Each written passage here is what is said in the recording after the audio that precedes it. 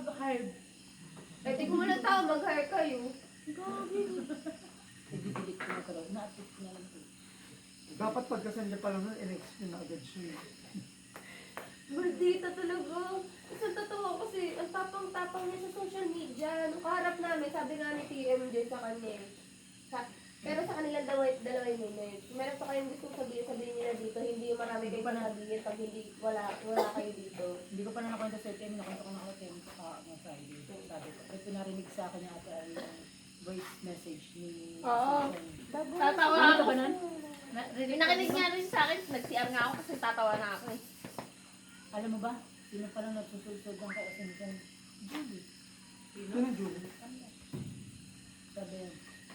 Sabi niya, iyak yun eh. Voice message yun eh. Sinabi daw ni Ate Julie na mahirap sa care.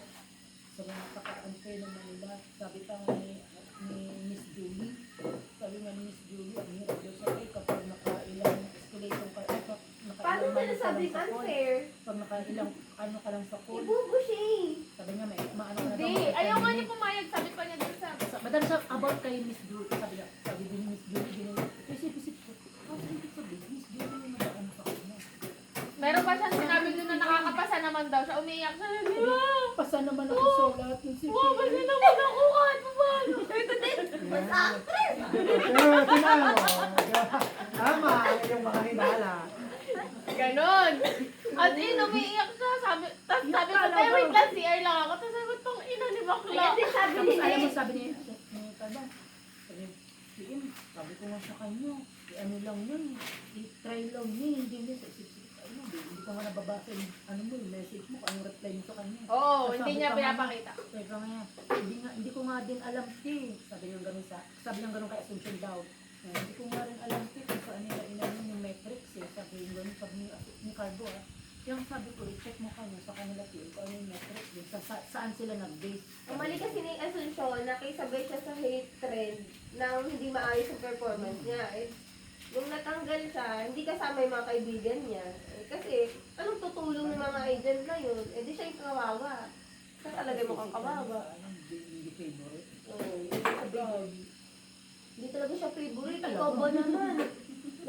Ikaw ba naman? Yung ano yun, May, kaya di ako naniniwala na naghimatay-matay siya. Naalala mo yung sinugod namin siya sa ospital? Ay, yun ako ito. Mahiya na lang pala. Sabi ko, Temzel! Wala si Temzel ako.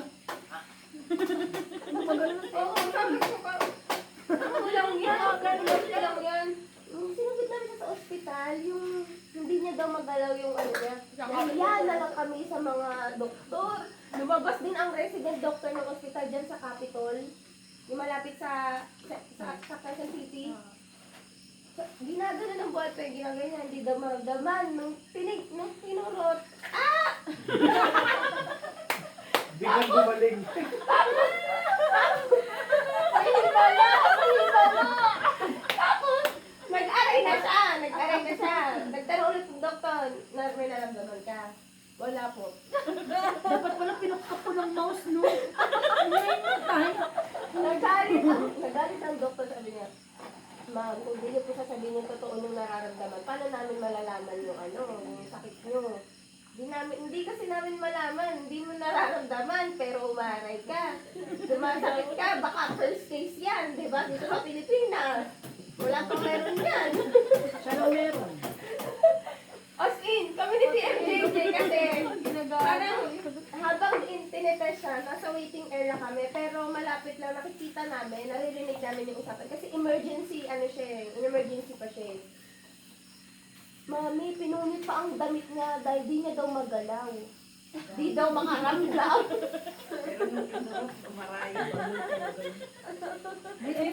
Yun ko na isip niya, ay, dapat pala ito nararamdaman. Sabi ni TMJJ, di ba, nung tinetest siya sa buhay. Nagtitinginan kami, tapos nung naman na kami sabi ni TMJJ, sinagsisinungaling siya. Ba't niya hindi naramdaman? Kaya sabi namin, TMJJ, sinungaling kahit doktor nakaraas, ginagago yung doktor. Nakakaya. Sakit siguro yun. Dapat ang ipacheck ang utak. Kaya,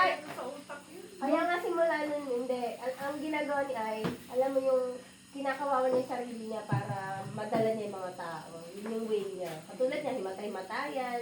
Dapat pa rin, ako na lang Kaya siguro minalditahan siya sa clinic. Gagawa siya ng isang sitwasyon na siya ang Diba? victim. Oo. Inano siya sa clinic, di ba? Yung, kaya siya inatake daw, di ba? Tapos parang, ewan ko. Nakagaling daw. Kaya nandun ako. Tapos, yung nakita naman sa nakaganyan lang. Sana okay ka patay. Pag napanood mo ito, sana okay ka lang. Di ba, TM nursing? Imagine TM nursing. Farewell to you ha. Sana maging malakas ka doon. Nandun yung sa guy, nakaganyan doon, tapos sabi namin, ay, ano na nangyari? Tayo na natin. Ay, ano na?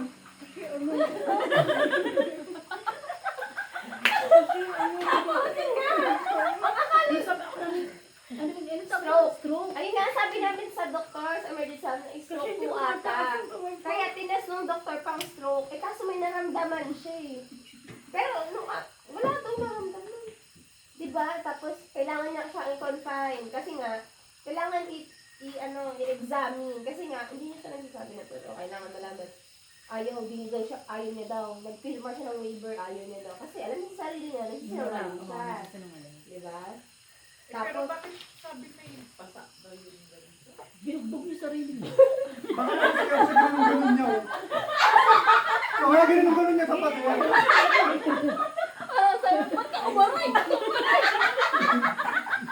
siguro naramdaman din niya yung kwarta kasi. Sabi ko, justice ako mo ako para kunwari may pasabi. Sana okay ka lang. Ay, kasi nakapidyo kuya eh. Hindi na, nakahinto na yan. Ang laban mo siguro sa amin yun. Magtama kami kasi, grabe. Hindi ba kami talaga kapansinan siguro talaga? Wala. Kulang sa pansin ang wala. Hindi ko papansin eh. Namalditahan naman niya lahat. Katulad niyan, Kilala mo ba ito? Yun ba yung ano, parang Oo, yung lagi may Lagi nandito may- kabayan niya. Oo, Minsan nag-Ilocano? nangungutak kami ade, lagi. Hindi ko alam yan. maingay lagi sa Alam yan. maingay lagi sa locker. Yung laging galit. Yung Batas. batas, akala mo. Pero kaya patawarin yung asawa niya kahit nasa tabi niya nakikipagbebang sa ibang babae. Diba? Ayun nga, kinukwento nila sa amin yung mga Tapos problema galit na nila galit sa siya partner sa- nila, sa asawa niya. Wala nang kami pakialam. Diba? Tapos malalaman mo, binalikan. Grabe nga. Tapos galit na galit sa... Pagka may problema sila ng asawa niya, Hindi na daw naka-video oh. pagka may umano lang ng kundi sa kanya, tangay na, wag akong ano-anohin ngayon. Ganitong mainit yung ulo, bad trip ako sa asawa ko, dadamay ko sila, ganyan yun. Lo, hindi ka naman yung mga Parang kami yung asawa mo, Tia. Kami ba? Tawa ko eh. Favorite. Oo, totoo. Favorite namin mga performer. Yung mga yan. Ano papansinin mo yung mga performer kasi dun sa hindi Hindi siya kasi magaling. Tsaka pa, hindi mo mag-iisip. Tapos sabi niya, siguro sinama nila yung October ko pagkat 8 points na ako. Sabi, dati naman 2 points Sabi na niya, ako eh. sabi nga ako sa voice message na. Sabi niya, sabi naman ako sa mga CPH ko to. Sabi niya ganyan. Pasado nga siya. Kahit pasado siya. Sila yung tatlo nasa kulilat eh. Tapos sabi nga ni Carbo. Alam nga, ibigay namin yung matataas. Sabi nga ni Carbo hindi ko nga rin alam sa nila kinuha yung mga di ba? Huwag sila man sa ika, di ba nila alam? Ano nila masabi? Hindi naman pwede Hindi na ako i-discuss nagsasalita, nakikinig na lang ako hanggang sa tinulugan ko na lang. Sabi ko nga kala Kim, ayun na talagang iisipin nila. Kapag yung tatlo na yan yung nalipat, may favoritism talaga. Kasi wala sa agent na yan, sila Beryl, sila Rhea, yung malilipat. Nililipat Ba't malilipat yung performer? Diba? Isipin nga nila. Basic. Tapos nagtutulog si Niger. Pagkakasabi na doon nandun sa karap si TMJ, ano? Ano daw? Ano tawag doon? Hindi na daw siya, hindi na daw siya magtatrabaho. Nang Thursday tsaka Friday. Andun ka ba nung yung kinausap si Chacha? Friday yun eh. Friday so, kasi wala ka. Kinausap ni TMJ si Chacha. Ano, yung sumama sa bakla sa hadin, Nadal- natatakot daw siya. Nag-chat sa akin si TMJ na pakitagal off si Chacha huddle room. Tinawag ko si Chacha. Ito Cha, off sa huddle room. Sabi niya, bakit eh? Ano, ox ka daw, sabi ni Kenjay, habol ko. Ay, maniwala. Sabi ko, Ayaw nga niya pumunta ka na mag-coaching. sa doon ka rin pa nag-aantay si Sabi nga ni TMT, Ayaw. meron daw yung trauma doon. Dumiretso siya doon kanina sa TM station. Tapos sabi ko, habol mo. Sabi ko, ganyan, gumanon siya, doon. Tapos kinakabahan siya. Kabado kasi baka daw siya yung kasama sa redip. Tapos nung kinausap natin regarding din sa SME. Ano sabi? Tapos, hindi naman, sabi ni TMJ sa amin, kinento sa amin ni TMJ na hindi naman daw mga TMJ sinasabihan niya, HR daw, sabi niya. Na ano? Tapos, parang nagpumunta kami TMJ. Sige, kayong dalawa na lang magkwentuhan. Kayo lang kakaintindi. Hindi, kasi nga si Chada pinapunta doon. Ayaw na nga niyang mag-coaching kasi may trauma nga daw siya sa coaching. Hindi, may iba kasing ano. May iba tayong hindi alam. Ano yun? Hindi, kasi narinig ni Rhea na si Chacha nakikipag-usap sa mga agent regarding nung na-terminate si Kupa at si Edwin. Tapos, nagko-comment si Chacha na ba't tinerminate? Hindi na sila nagbigay ng consideration. Gusto naman mag-render ng mga tao. Tapos tinerminate Sa nila. SME pa mong gagaling yun. Ba't siya nagpapakalat ng fake news? Alam niya ba yung nangyari? Maunang na-serve yung SCM bago gusto nilang mag-render. Ganun naman eh. Pag na-serve na ng SCM, tsaka walang ay magre-resign na lang. Hindi pwede yun. May SCM kaya ka nga may SCM eh. Kasi for termination na yun eh. Diba? Parang playing safe sila na hindi ako na-term. Nag-resign ako. O, diba? Eh, nauna yung Hindi SCM. ko kasi alam, bunga nga dun. SME pa naman siya. SME pa siya. Pero hindi, diba? Kinoment na yan na tatanggalin na si Chacha na SME kasi hindi mo maramdaman.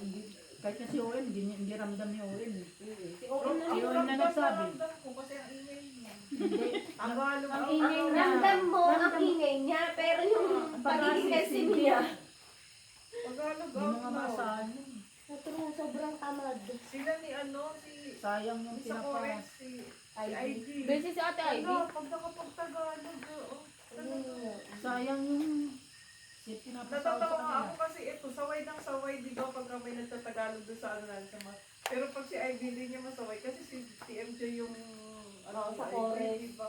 Pero ang lakas talaga ni Ivy mo. Tagalog na Hindi Tagalog. na, nagkasaan. Kami dalawa, asawa mo naman. So kasi Ate Ivy, matapang din. Sobrang maldita din.